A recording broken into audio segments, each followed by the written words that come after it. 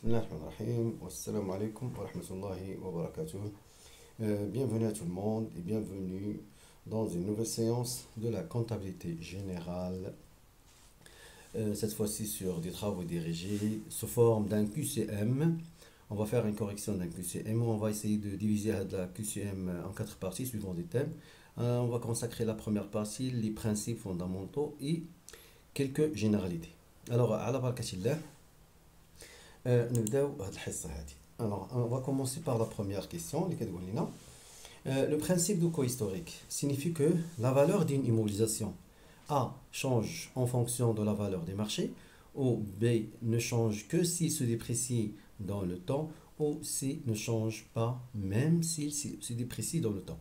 Alors la bonne réponse c'est C, parce que les immobilisations, lorsqu'elles entrent dans l'actif, elles doivent être la valeur d'origine durant toute sa vie dans l'entreprise.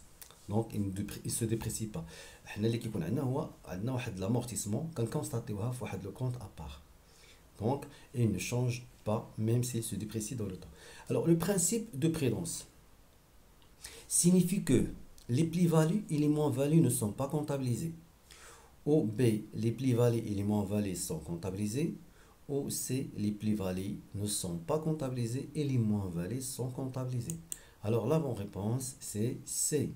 Donc suivant le principe de prudence, les plus-values et les moins-values sont quoi? Ce sont des produits qui sont constatés au moment ملي كنديروا واحد l'évaluation ديال l'actif. Là كنشوفوا واش la valeur ديالو actuelle هي la valeur d'origine. Donc ملي كيكون عندنا la valeur ديالو كبر من la valeur اللي عندنا يعني في la valeur de marché. Donc هنا كيكون عندنا un produit. هذا لو برودوي هذا يعني غير كونستاتينا au niveau ديال مي il n'est pas acquis définitivement. Donc هنا ملي كيكون عندنا un produit اللي هو non définitif, donc ما كنكونستاتيوش في la comptabilité. هذا هو le principe de prudence. Par contre الا كانت عندنا une perte, même هاد البيرت بروفيزوار بحال لي موفالي هنا كنكونستاتيهم. Donc la bonne réponse c'est C. La question suivante: quel est le principe comptable fondamental qui n'a pas été retenu par la norme générale ou la norme générale marocaine? Wesh A, le principe de l'importance significative, ou B, le principe de clarté, ou C, le principe de prééminence de la réalité sur l'apparence. Alors la bonne réponse c'est C. هذا لو برانسيب هذا كنلقاوه مثلا في لا نورم ديال النورم جينيرال ديال لا كونطابيلتي فرونسيز. مي هنا في او نيفو ديال الماروك ما كياخذش بهذا لو برانسيب ديال لا بريمينونس دو لا رياليتي. شنو كيقول لنا هذا لو برانسيب هذا؟ دونك il consiste à présenter les états financiers les immobilisations ديالها ولا les opérations ديالها la réalité financière et économique, et non pas, il ne prend pas en considération la réalité juridique. Par exemple, مثلا عندنا واحد l'actif اللي هو loué par le crédit bail. Donc هذا le bien هذا bien sûr il est exploité par l'entreprise يعني au niveau économique et financier, mais ما دخلش هو في la propriété ديال l'entreprise. C'est pour ça ما كنابليكيوش عليه les amortissements. Donc هذا cas exemple. Donc le principe n'est pas appliqué au niveau de la norme générale marocaine. Deuxième question suivante: l'image fidèle est-elle A, un principe comptable, ou la convergence des principes comptables, ou là ni l'un ni l'autre? Alors la bonne réponse c'est B, c'est la convergence des principes comptables, parce que regardez les 7 principes اللي عندنا في la comptabilité générale في la norme générale. On a fait les principes fondamentaux. L'objectif ديالهم هو انهم يعطونا une image fidèle. Donc c'est pas un principe. Bien, donc question suivante: dans les évaluations nécessitant des estimations, les méthodes par approximation sont admises, les méthodes sont admises que si leur incidence par rapport à des méthodes plus élaborées n'atteint pas de gros montants, ou là des montants moins significatifs au regard de l'objectif de l'image fidèle. Donc il s'agit ici de principe de clarté, ou là il s'agit des principes de cohistorique, ou là il s'agit d'un principe de l'importance significative. Alors c'est la bonne réponse c'est C, c'est le principe de l'importance significative. Lorsqu'il s'agit des méthodes, les méthodes par approximation, donc même qui connaissent probablement la comptabilité, il a un montant qui est significatif, un gros montant. Donc on a des méthodes les plus élaborées.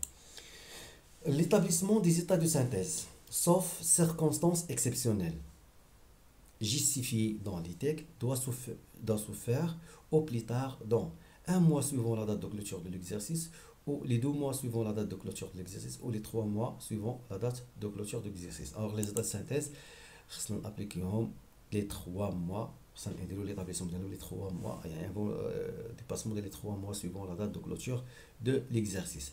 La durée de l'exercice. A, il pourrait être inférieur ou égal à 12 mois. B pourrait être supérieur ou égal à 12 mois, ou il doit impérativement être égal à 12 mois. Alors l'exercice, l'exercice généralement il se coïncide avec l'année civile, il y a 12 mois. Mais واش ضروري خصو يكون 12 mois ولا قل ولا أكثر؟ La bonne réponse c'est A.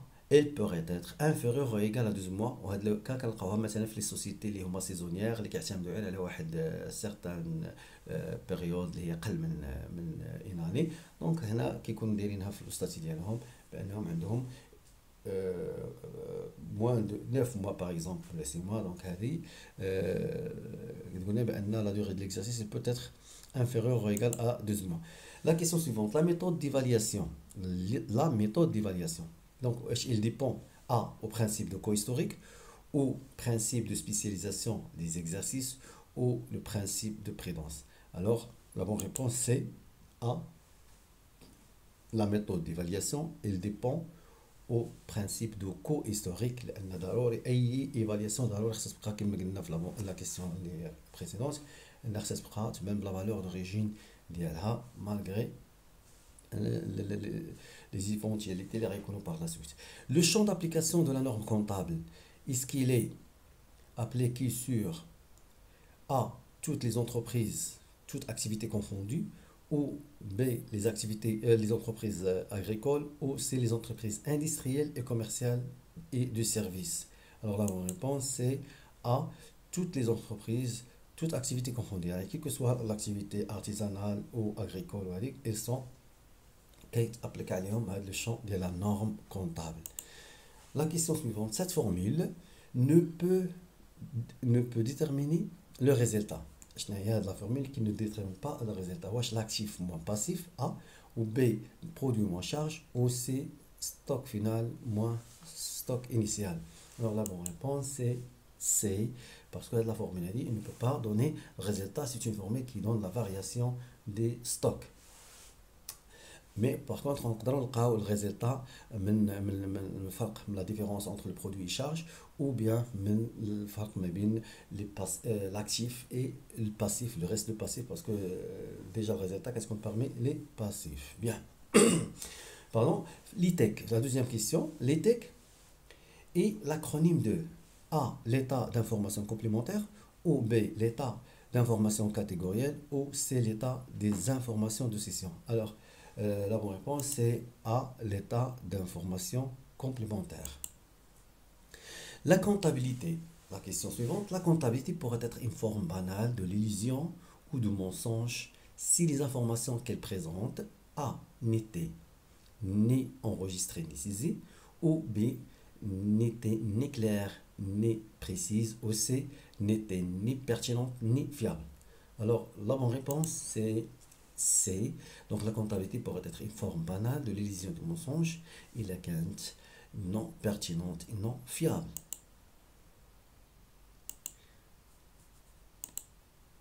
La question suivante, la différence entre une balance avant inventaire et après inventaire. Est-ce que A, les travaux de fin d'exercice, ou B, l'une se fait au début de l'exercice et l'autre à la fin de l'exercice, ou aucune différence? Aucune différence. Alors la bonne réponse c'est A, c'est les travaux de fin d'exercice. Il qui dit la différence entre la balance avant inventaire et après l'inventaire. L'inventaire au moins qui trouve la partie fait les travaux de fin d'exercice. Une entreprise réalise un exercice en perte. Malgré cela, elle souhaite distribuer des dividendes. Est-ce qu'il est possible ou non?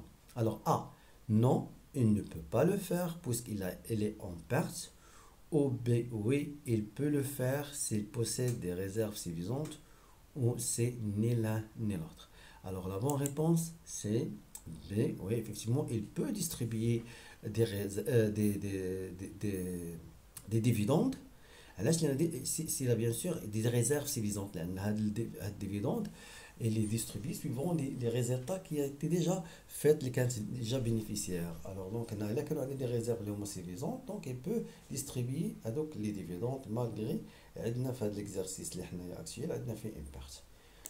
La question suivante, comment définir le bilan d'une entreprise? Est-ce que A, elle permet de connaître le détail de l'activité de l'entreprise? Ou B, elle permet de connaître l'état des créances de l'entreprise sur les tiers? Ou C, elle permet de connaître les produits de l'entreprise?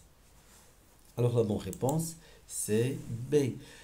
Pourquoi? Parce que pour la A, donc, le bilan, il ne peut pas déterminer l'activité de l'entreprise. Il y en a de l'activité qui se met au niveau le compte de produits et charges, le CPC, et la même chose des produits aussi, l'appareil fait le CPC. Par contre, le bilan, هو اللي يقدر يبين لنا l'état des créances, ce sont des actifs qui كيبانوا في les emplois au côté في le bilan. Bien.